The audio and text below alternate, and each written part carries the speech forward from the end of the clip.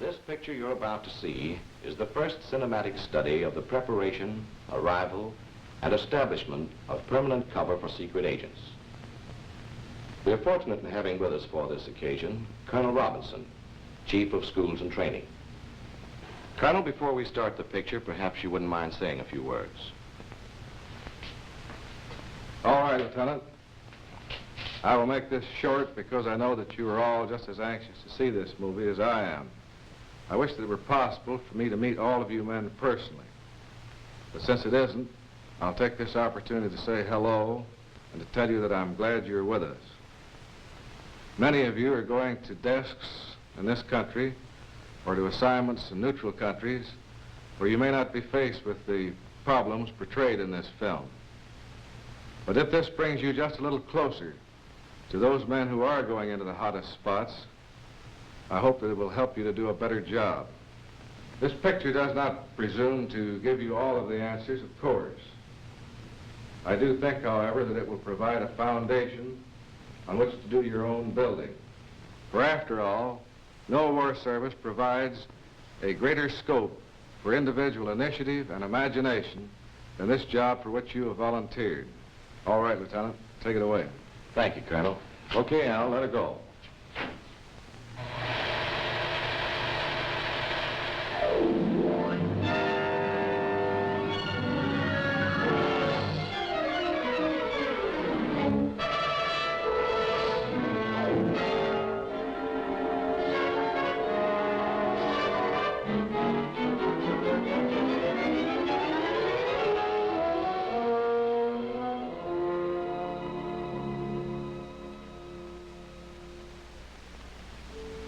Yes, this is an undercover agent.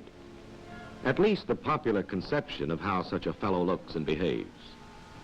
He is inconspicuous. He blends with his environment. He is, in short, the ideal agent from the enemy's point of view. He's just the kind of agent the enemy is waiting for with open arms. And for that reason, just the kind of agent you aren't going to be.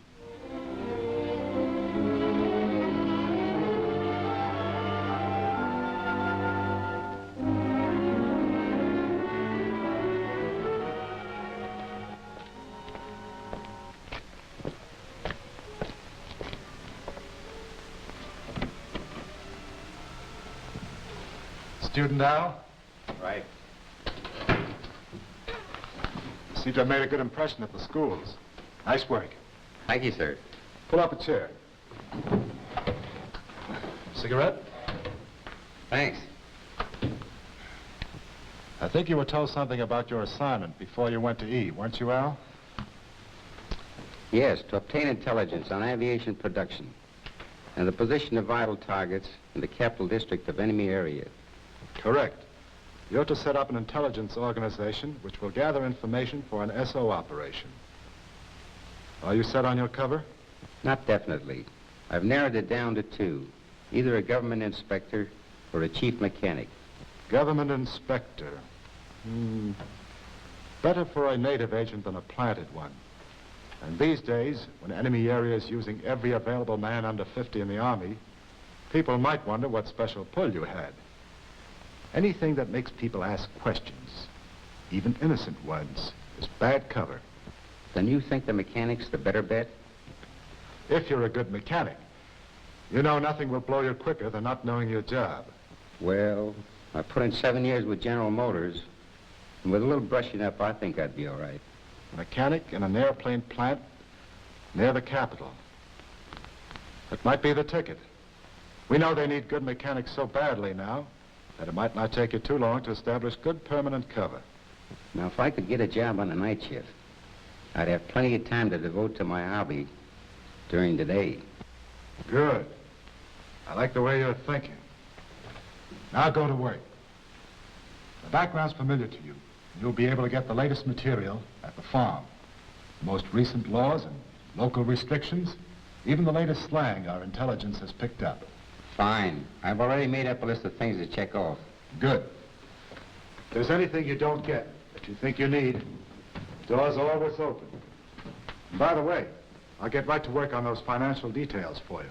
Hope to have that insurance for your family pushed through before you leave. That's very kind of you. No, it's not kind. It's my job to do everything I can to help you think about nothing but your job. Well, I'll let you know when I'm ready. Right.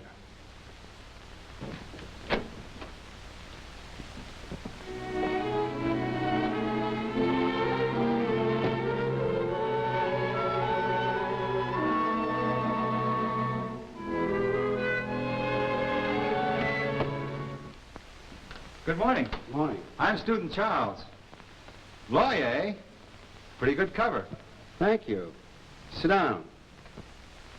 I'm going over your evaluations from the schools. Oh, that stuff. I spent enough time on the other side to know my way around. That's what you told him, Eddie, after they took your pants off at the Thursday night round table. If you set me down in a real spot, it'd be another story. We're considering you for a real spot. We're trying to establish a man in one of enemy area's chief seaports to observe the naval concentration there and to find out whether or not there's a submarine base in that vicinity. Now, you could do it if you went in with the right attitude. Look, if you think I've got the ability, don't worry about my attitude. Which port is it? El Porto. El Porto, my old stamping grounds. I could draw that coast with my eyes closed. Well, this job calls for you going in with your eyes open. Now, you know the locale all right. But that isn't enough to get by. Now, think it over and come back when you're ready to talk cover. I'm ready now. El Porto, let me see. I've got it. A fishing boat skipper. I've raced around there enough to know the channels by heart. Fishing has possibilities. And we have a lot of contacts with fishermen around there, you know, who could probably take care of you. Then it's all set. No, it's just something to consider now. If it doesn't hurt your feelings, we'd like to bust you from skipper to an ordinary seaman. You know, every skipper is known to the shore patrol there, but if you were just a member of the crew, like the thousands of in every seaport, you might get by with it. Get by with it. I talk the language like a native. I know those waters better than most natives. How can I miss? Very easily. By going on like you've been going, by knowing all the answers before you even think of the questions. Now, we'll give you all the dope you require about this El Porto area, but just don't read it. Absorb it. Okay, if you want to waste time. But I tell you, I know El Porto like a book. Perhaps the enemy has added a couple of chapters since you've left. Aye, aye, sir.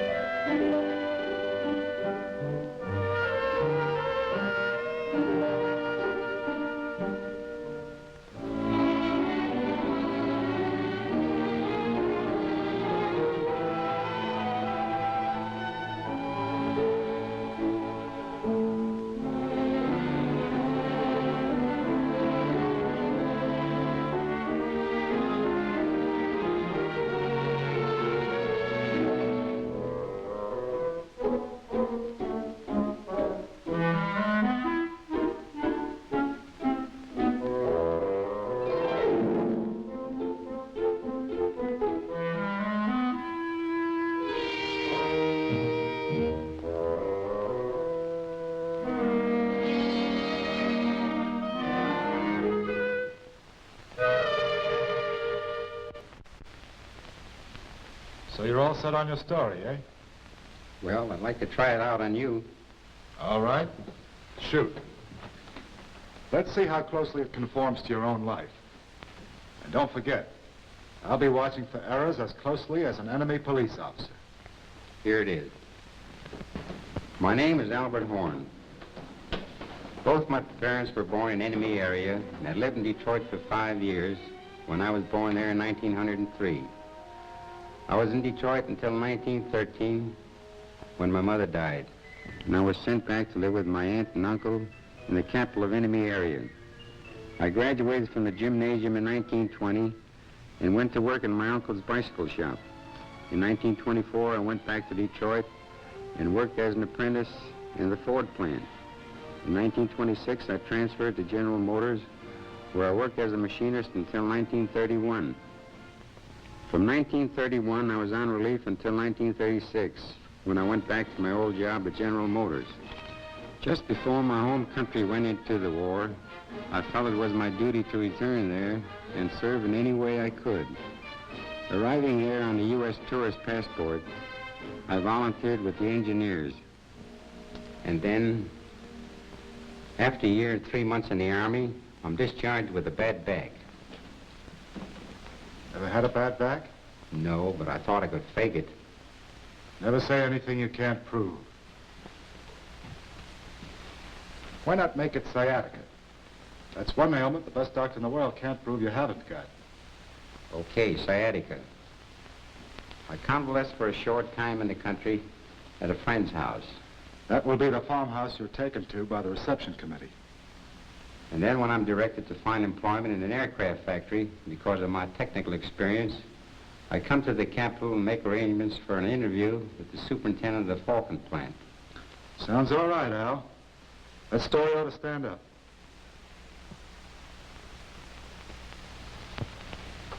It's a little blip, perhaps, but it isn't bad. Now, you talk a good fisherman. Now you've got to learn to be a good fisherman. The next thing in the agenda is a couple of weeks with the commercial fishermen on the Grand Banks. Won't I stink enough of fish on the other side without having to get a 2-week start? Fellow, it isn't a question of stinking like a fisherman, although that's important, too. You've got to know the ropes, literally, I mean. But I'm a fisherman from way back. Why, I landed the biggest sailfish ever caught in Mexican waters back in '33. 189 pounds. You can look it up in the record book. I'd rather read the records in your hands. Let me see your palms. Oh, you've got good calluses. I think a couple of weeks of salt water and hard work will really get you in shape. But I've got to have some relaxation. After all, I'm not going abroad for my health. And it's my neck. Now, that's where you're wrong. Once you join our team, it isn't a question of your own neck anymore. Those brains of yours are a vital connection point in our system of intelligence. When one fuse is blown, the lights go out all over the house. So, we're just as interested in safeguarding that neck of yours as you are.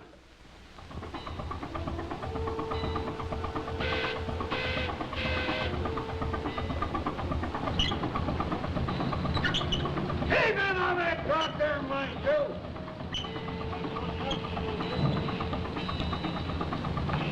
Come on, cover us.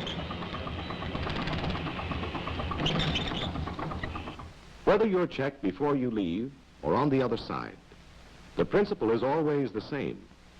The most unimportant detail may be the most important. When you get your hair cut, be sure it's enemy area style. The hands must look as if they've done the work. Every scar must conform with your cover story. Clothes may not necessarily make the agent, but they surely break the agent if they aren't checked and rechecked. That's an enemy area cut, all right, but it's too expensive for a mechanic. Well, that's the type of coat you would wear, but there aren't any left. That's right. The Army got all the heavy coats in the last winter drive. How about that one? I think this raincoat would be better. Every piece of clothing is examined for the right labels, the right laundry marks, the proper amount of wear and tear. Every toilet article examined minutely. How about this razor? Can they use straight razors over there now because of the shortage of blades? Even if your papers have been forged by experts from the most recent enemy area documents, proof them yourselves. Just a minute. This Army discharge reads Alfred Horn. Everything else is Albert Horn. Nice eye, Al. Just want to see if you're on the ball. You don't have to worry about the rest of those papers. Even the texture and watermarks have been duplicated. Just as important as your official papers, and more subtle to select, are your casual effects, the odds and ends you happen to have with you that may be more convincing to the enemy area police than your identification and travel permit. The stickers on your suitcase, a handful of cigarettes, a train stub, an old address book, a letter addressed to you as a private in the Army from a girl in the town you're going to, and a snapshot of her with you in an enemy area uniform. Details, each one a thread woven into the pattern of your cover story. How many cases of blown cover you studied were due to neglect of some insignificant detail of cover that didn't seem worth checking a second time? I've got 6 pence, jolly, jolly 6 pence. I've got 6 pence to last me all my life. I've got a tuppence to spend and a tuppence to lend and tuppence to take home. This is German Agent X. He landed in Canada from a submarine 2 days ago. So far, he's doing all right for himself. His landlady believes he's a war worker from out west in British Columbia. This afternoon, his forged papers and his convincing line got him a job in an aluminum plant. No wonder he feels like joining in the singing. Of the silvery moon, happy is the day when we line up for our pay as we go rolling, rolling home. Say, that's not bad. Come on over and join us, will you? Thanks. Don't mind if I do. I got 4 pence, jolly, jolly 4 pence. I've got 4 pence to last me all my life. I've got tuppence to spend and a tuppence to lend, and no pence to send home to my wife, a poor wife. No cares have. That's very funny. Well, so I have another beer. Thanks, but it's getting late. I'd better be going. Oh, don't be a killjoy. We're just beginning to wet our whistles. I'd like to have another drink with you boys, but I gotta be on the job at the crack of dawn. Good night, fellas. Oh, we'll see you again. So long. What's the damage? That'll be $1.80, sir. That's easy. Keep the change. Thanks. Come again. Righto. Hey, will you look at this? What do you got there, Peg? One of those old bills the government called in before the war. Gee, I haven't seen one of these big fellas in a long time. Now, where the devil do you suppose he got this?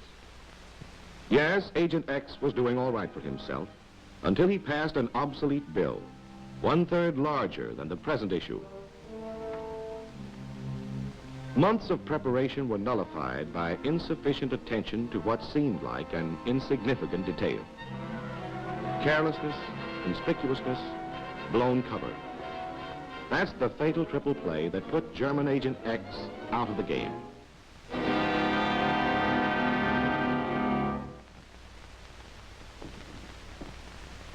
Agent Y was a smooth operator, a Spanish phalangist who had turned in a good job for the Nazis in Mexico before moving on to Los Angeles to incite Mexican youths against other Americans and recruit the keenest of them into an espionage organization.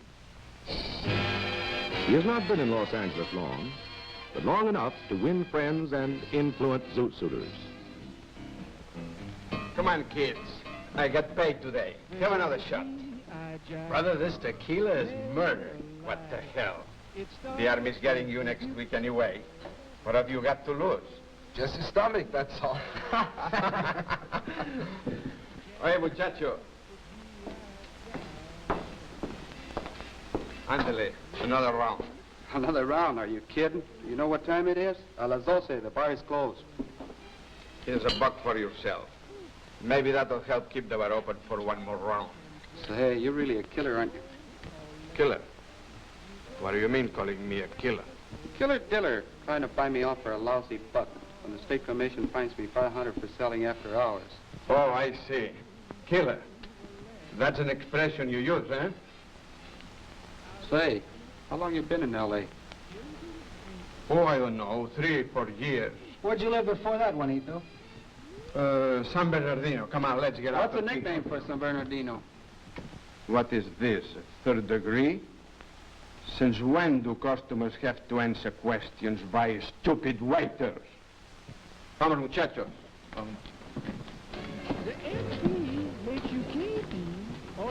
Everyone who lives there knows the nickname of San Bernardino, brother. San Bernardino. And anybody that never heard of a killer diller. The waiter was anti-phalangist, an anti-Nazi. From that moment on, he kept his eyes on Senior Y. he began to notice other idiomatic slips. When his suspicions were passed over to the authorities, they were quickly confirmed. And the enemy lost a clever agent, but not quite clever enough to remember that even details of slang are a necessary part of his cover equipment. What firm did you say you worked for in Copenhagen? Helsingford Dairy Company. And what is your exact position with this company? I'm the assistant foreign branch manager in Germany. British Agent Z has made repeated trips to Germany under convincing commercial cover. Even when he was picked up for making a somewhat suspicious call to Copenhagen, his story was unshaken. And the way he was presenting it was even beginning to influence the expert interrogators of the SS. Christian Dairies Incorporated. And what is the address of this company in Copenhagen? Gentlemen, I'd be very glad to answer your questions all day. But I have a good many business details to complete before leaving your city, and I'm quite sure you have many more important things to do. One moment, please. We are not interested in persecuting Danes. Security police is not an organization of persecution. It is an organization that protects you against the enemies of the state. If you are guilty, you will not escape us. If you are who you say you are, you have nothing to fear from us. Then I have your permission to leave? Yes, you may go. Thank you. Pardon me, Captain.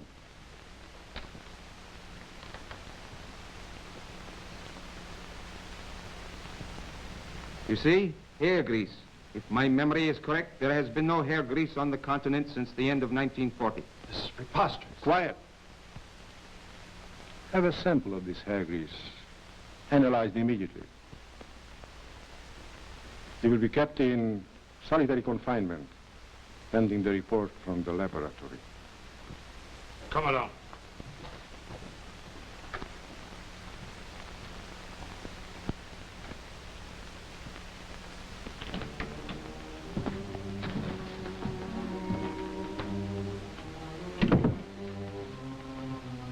So you have not been in England since 1938, eh?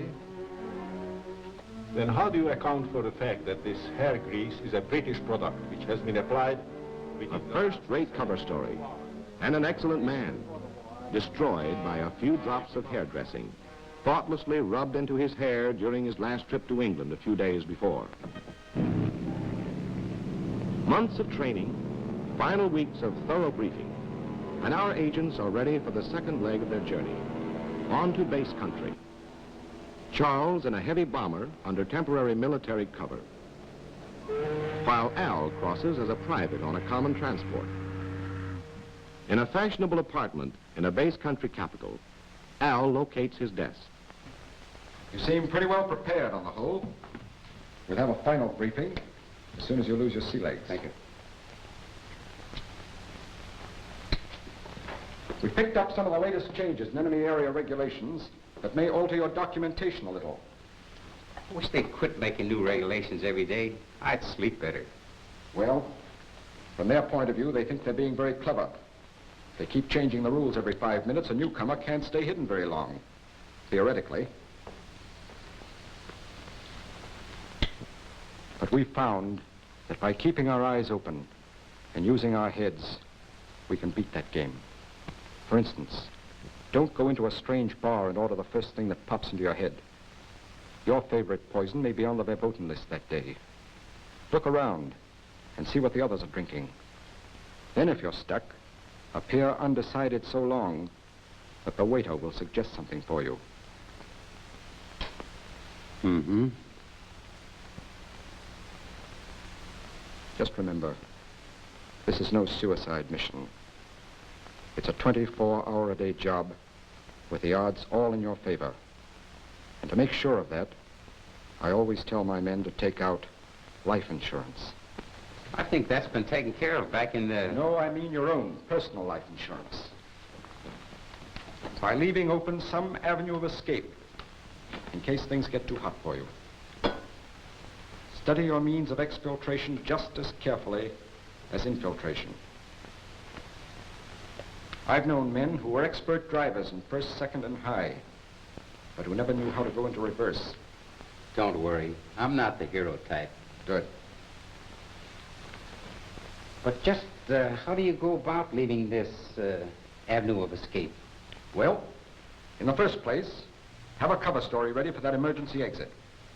As soon as possible, hide a cache of money somewhere. And when you start building your organization, keep contacts whose only function is to help your getaway. In other words, when I buy this ticket to enemy area, you want me to make sure it's a round-trip ticket. In another base country, Charles is concentrating on last-minute details of his infiltration into enemy area.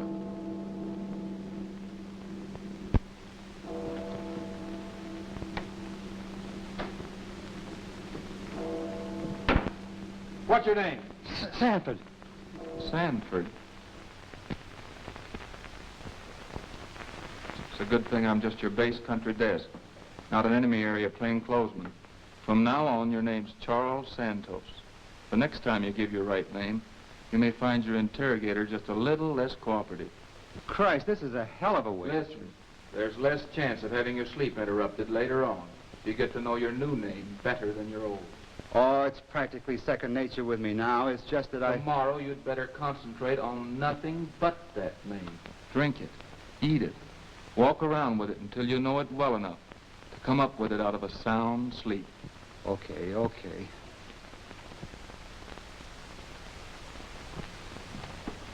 Good night, Charles Santos. Now, there are 3 or 4 different ways we can send agents into enemy area. They can go overland, either overtly, under good legal cover, or covertly, sneaking across the border with the help of the underground.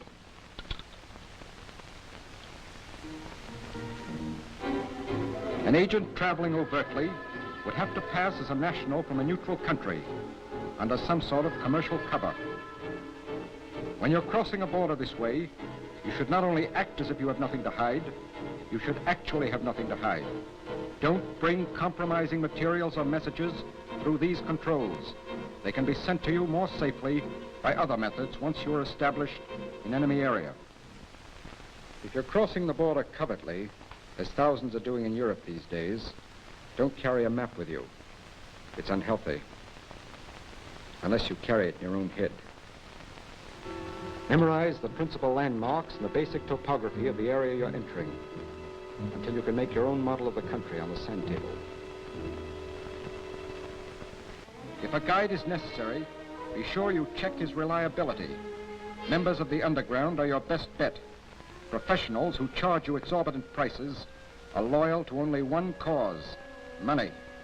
The enemy may be just as bright as yours. Borders breed double agents who charge you $1,000 to lead you over the border, and being eminently fair, charge the enemy an equal amount to lead them to you.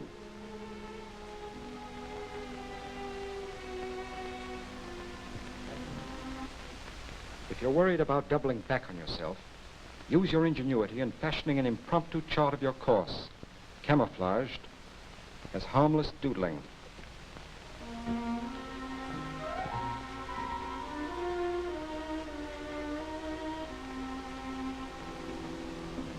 After you've crossed the frontier, don't get overconfident about those border controls. You're in a 24-hour-a-day battle of wits, and the enemy has secret weapons of his own. Keep moving across country by a circuitous route. For the border isn't a black thread across the map. It's a strip at least 15 miles wide, infested with collaborationists, counter-espionage agents, and special police. Human landmines hidden among the native population to blast your cover. And finally, when you reach a town far enough inland, don't enter it from the border side. Circle around it and enter it from the other side, as if you were coming from the interior. But as I understood it, I was going in by plane. Yes. In your case, it will be safer and faster to drop you by parachute. But we like our men to have a good working knowledge of other methods of penetration. How about these plane landings I've heard of? Naturally, when we have a field that we can land on safely without being discovered, it's more efficient. We can pick up an outgoing agent at the same time, for instance. But the only place we can land on safely now is guerrilla territory. How low is this plane going to be when I jump? Maybe it would be a good idea for you to sit down with a pilot who's going to fly you in. He'll give you the dope on just how it's going to be.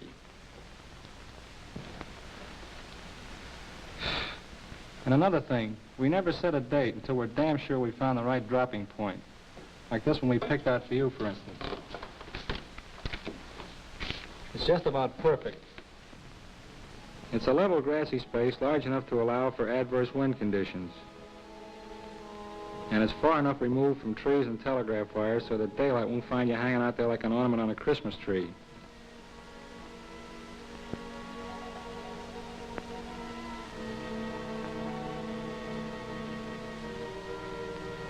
It's 15 miles to the nearest anti-aircraft setup, and my buddies will create a little diversion over there to keep their minds off us until we've set you down.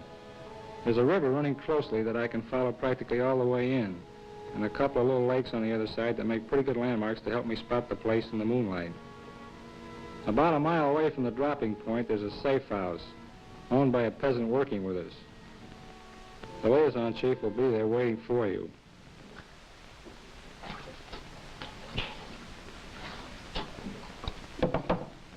Everything's on schedule. How soon will they be here? 33 minutes. Take the radio out and bury it, Mary.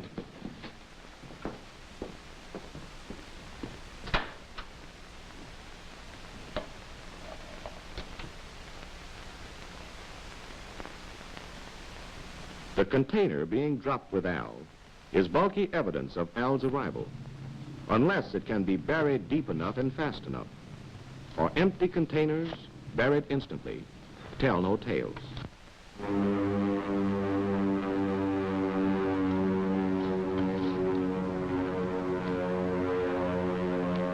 We're on time. Let's go.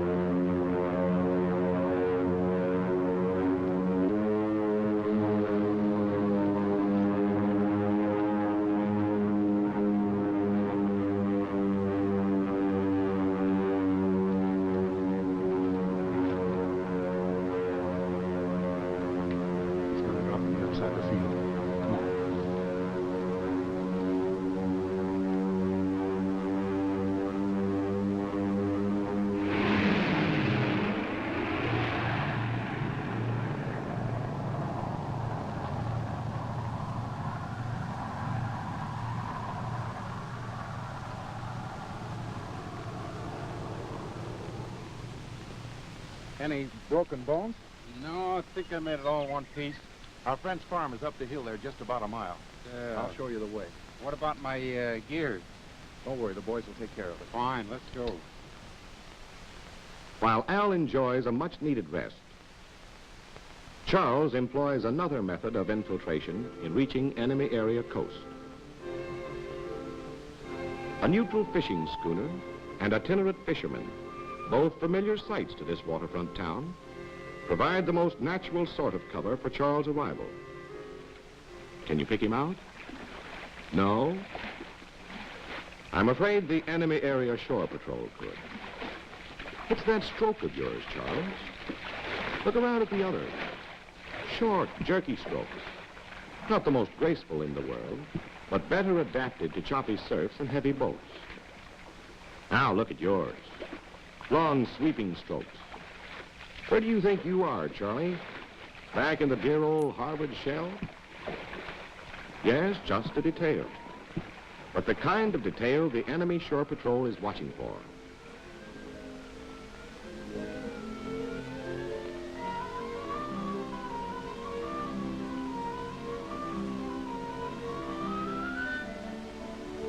Wait a minute there, Charles.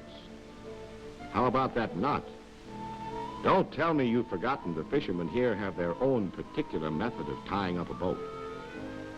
Keep your eyes open and your mind open, Charles. Otherwise, you're liable to tie that knot around your own neck. As soon as curfew is lifted, Al hits the road to the nearest railway terminal. Ask him where he is coming from, and he'd say, From the farm where I was convalescing after I was evacuated from the bombed city of Coburg. And where was he going?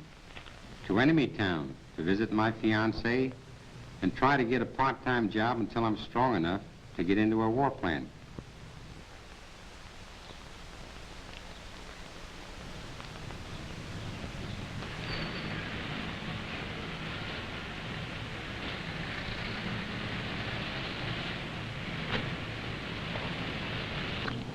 Oh boy, maybe I can get a hitch to the station. Wait a minute, Al. What did they tell you about cars in enemy area? 9 out of 10, they're state officials. Just the boys who might ask embarrassing questions. Better hoof it, brother. It's better to find a hole in your shoe than a hole in your cover.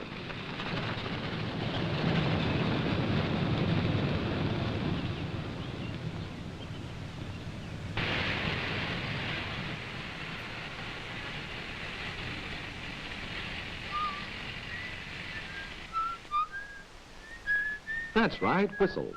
Be as natural as you can. For just a second. What's that you're whistling? Wait till the sun shines, Nellie?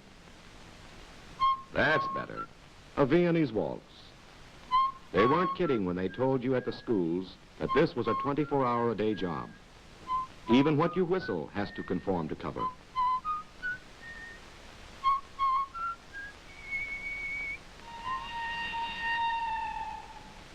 So far, so good, Al. You're not taking the bus because the police are watching the buses pretty carefully these days. Instead, as soon as enemy area restrictions allow daylight travel, you've located the first rural station in the opposite direction from the dropping point.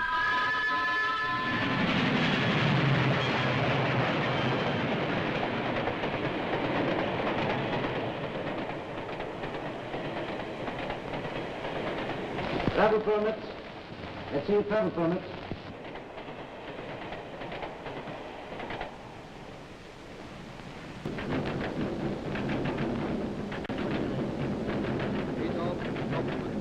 That's it, Al. Sit back and take this snap control in stride.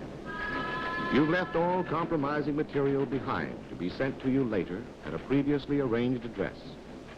And you know your temporary cover story for this trip holds water because you tested it for leaks at the farmhouse last night.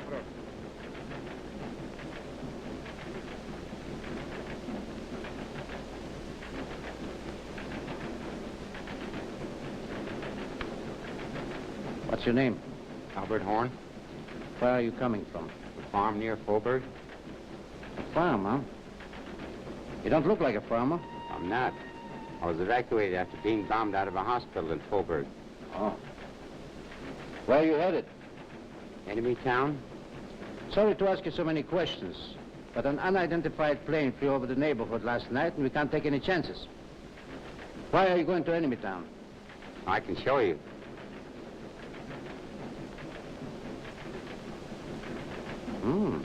Not bad. My fiancée. I wouldn't mind going to Enemy Town for that myself. Oh, it's my patriotic duty. Patriotic duty, huh? I wish all our patriotic duties could be so pleasant.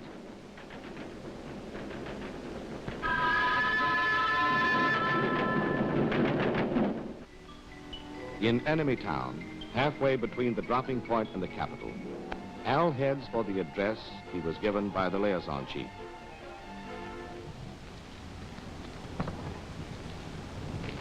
Mr. Durant? Yes? Someone told me you were looking for an assistant. An assistant? I could use an assistant. How much experience have you had? I was a mechanic in the Army, 2 years in the tank corps. Good. I've been looking for a man with your kind of training. Then I'm your man. Got your work clothes with you? Right here in my bag.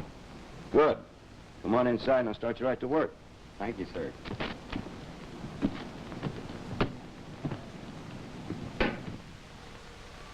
over the noise of the machines, Durand gives Al the necessary instructions for the last leg of his journey to the capital.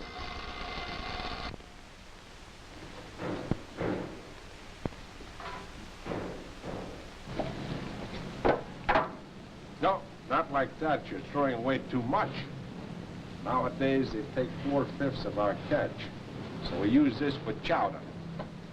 The foreman sees you throwing this away, and they wonder where you were when he warned you about it 4 weeks ago.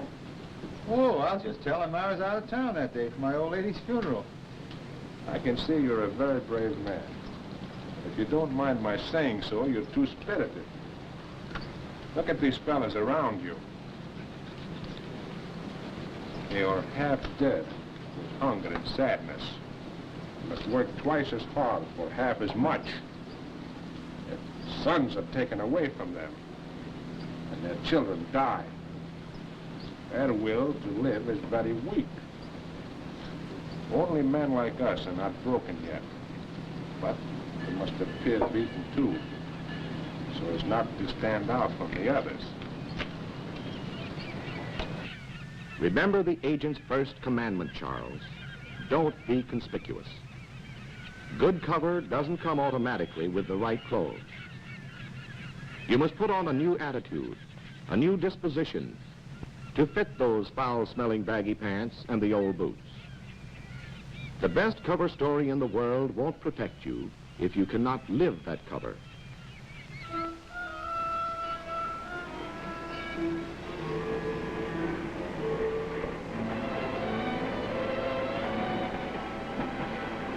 Now that Al has stayed with his friend in enemy town long enough to build up his recent past, he's ready to establish himself in the capital of the enemy area.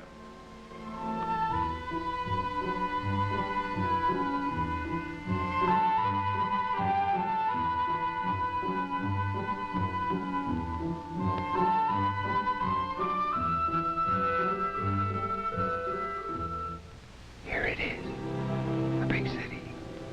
Where do I go from here? Geez, I better look like I know where I'm going. Provisional quarters. What did it tell me about this back at the schools? Provisional quarters.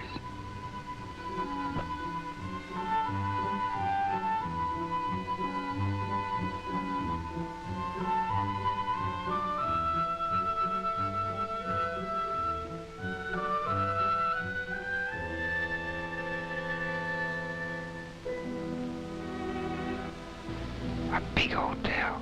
How about that? Lots of people. Easy to lose myself in there. Full of loose talk. Might get a chance to pick up a little info. But remember what we told you, Al. That's why informers like them, too. That's why the desk clerks, the maids, the waiters, and the bellboys are all on the payroll of the secret police. And how about conformity to cover? What's a mechanic doing at the best hotel?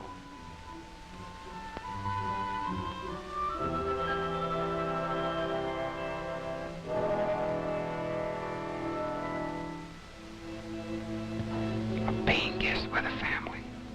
That's a possibility. The sort of thing a fellow like me might look for after being laid up. And if the family turned out to be sympathetic. Boarding with a family is a good idea, if you know the family. If they're overly suspicious, it's too easy for them to keep tabs on you. And if they're overly friendly, they might restrict your movements too much. No, better keep on going, Al. But keep it in mind when you're ready for permanent quarters. A lodging house. That's the sort of place a mechanic might go. And there's too many of them in town for the cops to check them all. I want you to recognize the fact I'm running a respectable house, I am. The nerve of them bringing that hustle right upstairs. Forget that talkative landlady, Al. She'll be watching you like a hawk. No matter how discreet you are, she'll find something to talk about. I run a respectable household, that's what I do. Well, of course. Anything like that going on. The very idea. I gave him a piece of my mind, I did.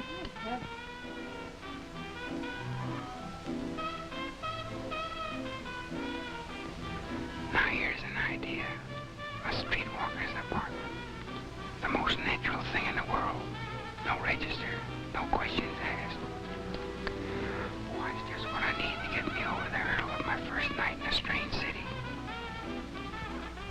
Sorry to spoil your fun, Al, but remember, every prostitute's an informer or a potential informer. And that's a good reason for staying out of brothels, too. Plus the fact that l'amour is constantly being interrupted by snap controls. How about this? Might be something to tide me over. A migratory clientele. Sailors coming and going at all hours. Would give me lots of freedom of movement. But the merchant marine's a breeding ground of political resistance, attracting agent provocateurs and snap controls. And again, conformity to cover. Would a respectable craftsman pick a dive like this?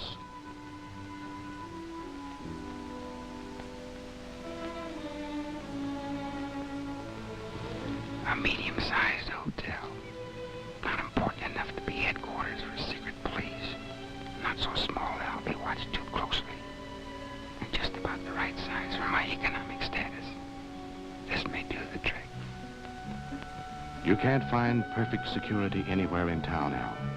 But this is probably your safest bet for the first few days. So you might as well go in and get some shut-eye. Meanwhile, we'll take a swing over to the coast and see how old friend Charles is getting along. Charles was supposed to spend 2 or 3 weeks in the fishing village where he landed, building up his recent past, before working his way up the coast toward El Porto. But 2 or 3 weeks to the average agent is just 2 or 3 days to Charles. After all, he's a fast worker. How about letting me walk you home after work? Some other time, maybe. When my boyfriend gets shipped out again. He's over there now. In the corner.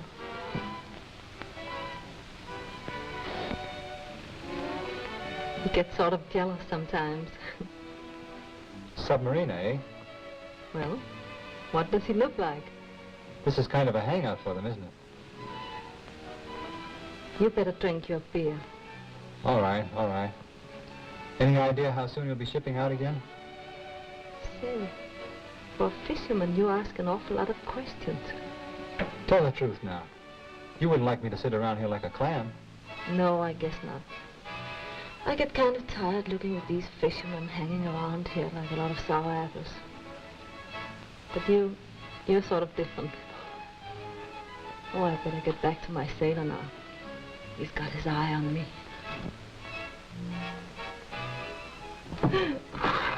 That's all right. You keep the change. Say, what do you catch out there? Goldfish? Here you are, Rudy. Another beer. No, it's all right. It's paid for. Out of that tip that fisherman left me. Tip, eh? What's a fisherman doing throwing his money around? Probably another one of those black market bugs. Oh, I don't know. He seemed honest enough. He really is an interesting fellow. Interesting? You must have drunk too much of your own beer. Why, all these stupid fishermen are the same. Not this one. He seems a lot smarter than the others.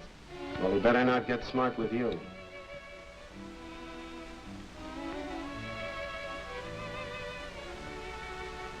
Boy meets girl. If this were a Hollywood movie, that would be the beginning. But here in enemy area, it's much more likely to be the end.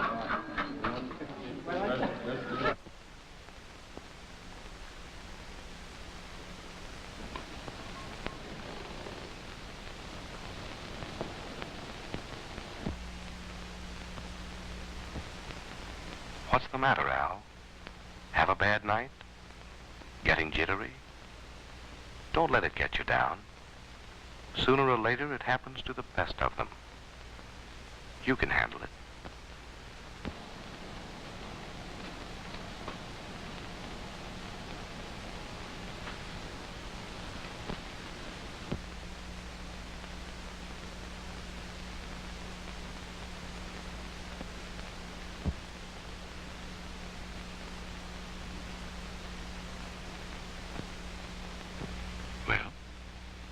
Why don't you start doing something about it? Nobody around here stays in his room all day unless he's sick or scared.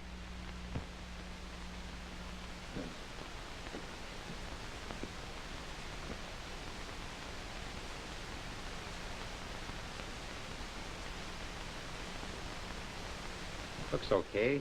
Guess I'll go out and have a look around.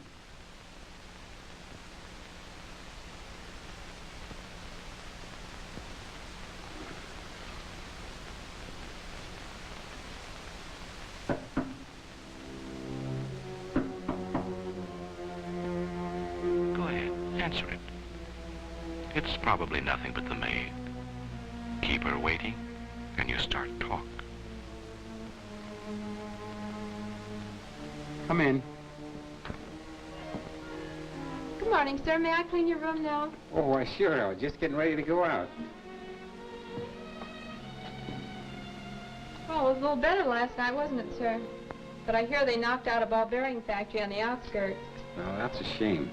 Yes, the way things are going, they'll need every man in the country now. Do you work here in town, sir? Well, I got a job at the Falcon plant. The Falcon plant? Why, that's where my cousin works. What department are you in? I mean, I've got an appointment for a job at the Falcon plant. Well, good for you. I hear they're taking on a lot of men these days. See, it's quite a bus ride out there. I better be going. Well, good luck to you, sir. Thank you.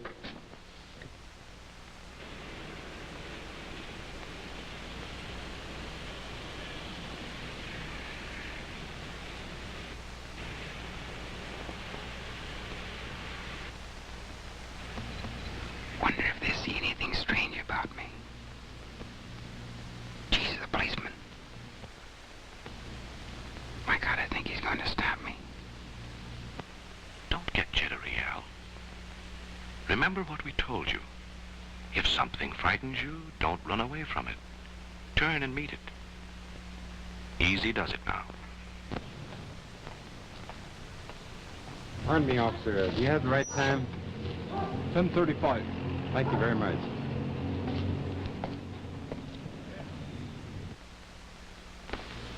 Now, what's so hard about that? My first morning in town and a cop beats out of my hand. Why, I'll be operating before I know it.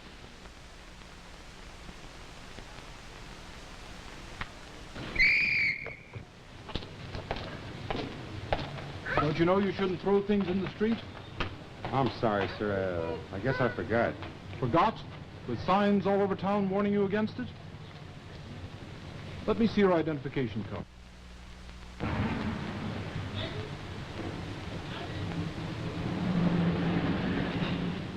Pick it up. In future, observe the regulations. Yes, sir.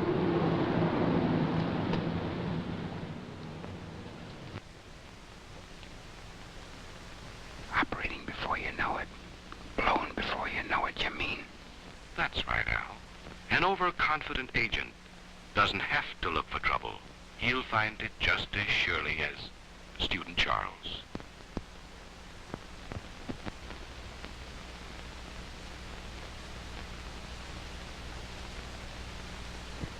All set to make sensational disclosures. The goddamned idiot, what the hell's he trying to do? Show off? Al Porter's a pretty vital spot. He ought to have his brains examined. If he has any left after the enemy secret police get through with him.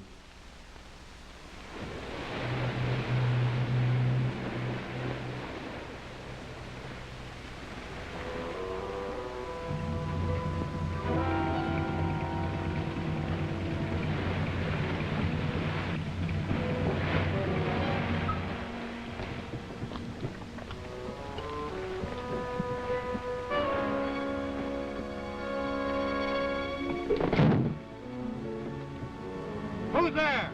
Give the password. Who's there?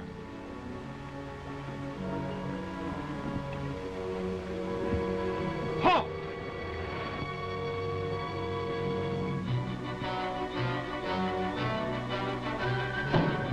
Halt!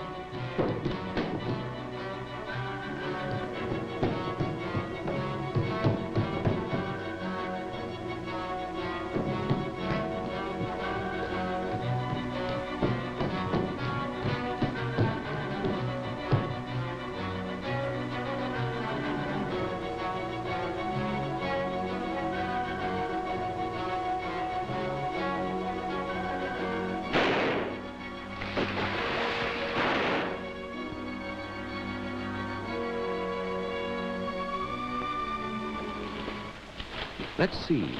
Weren't you the fellow who didn't have to study up because he knew this spot by heart? Look at you, soaking wet, out of breath, in danger of your life.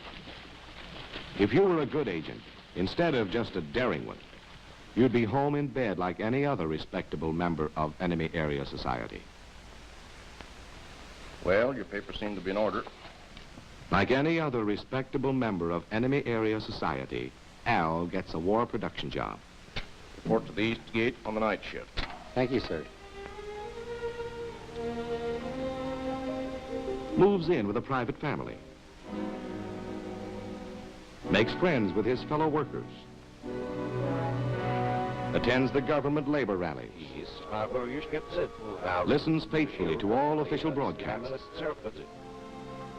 Receives praise from the foreman as a conscientious workman. Takes a stroll through the park on his way to his job on the night shift, like any other respectable member of enemy area society.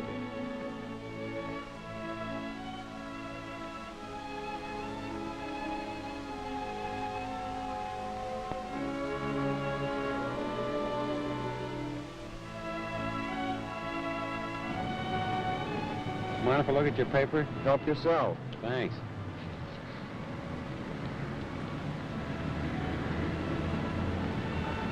Say, I see we shot down 12 more of their bombers last night.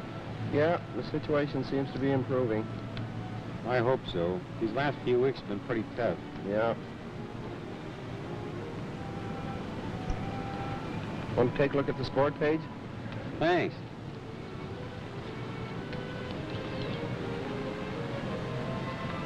Say, the champion's going to try to make a comeback after all. I thought he was all finished after they shot him down on the Eastern Front. Just a couple of enemy area citizens having a harmless conversation on a park bench. At least that's the way it looks to passers-by.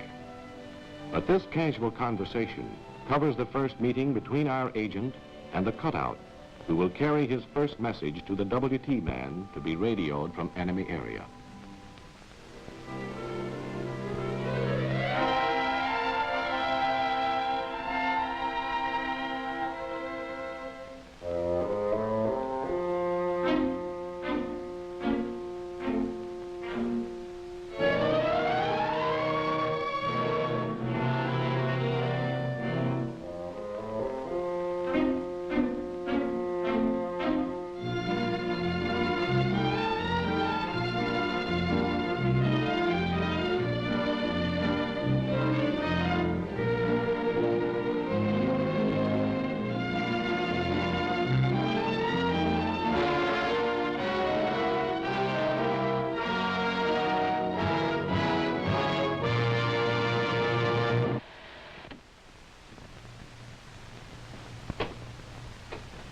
Well, that's it.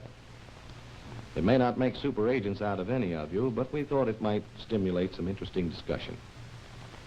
Its main value, it seems to me, is in orienting you toward the type of work you will be doing.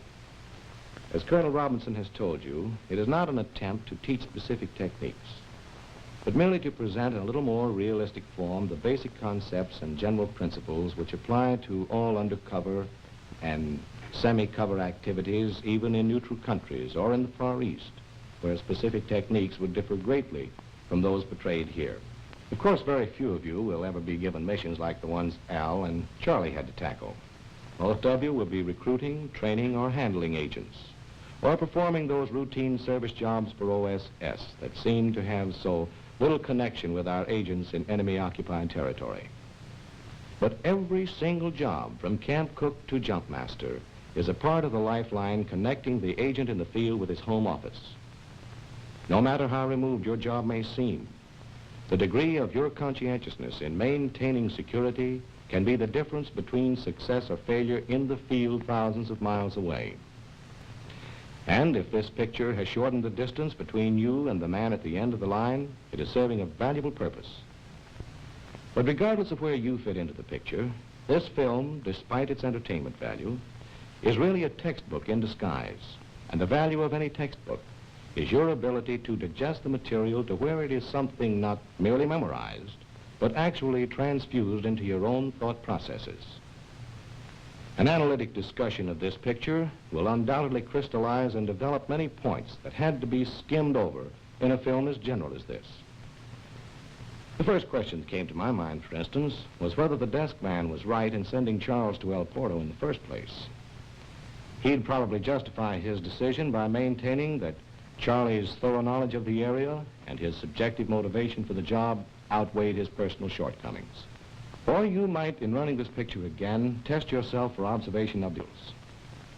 Did you notice, for instance, in the scene where Al was sweating it out in the hotel room that first morning in the Capitol, that he rubbed out in the ashtray a cigarette that had only been half smoked? Well, in a country where cigarettes have become a scarce and precious commodity, wouldn't this wastefulness make him conspicuous? Well, that gives you an idea of some of the things that you and your other instructors can kick around.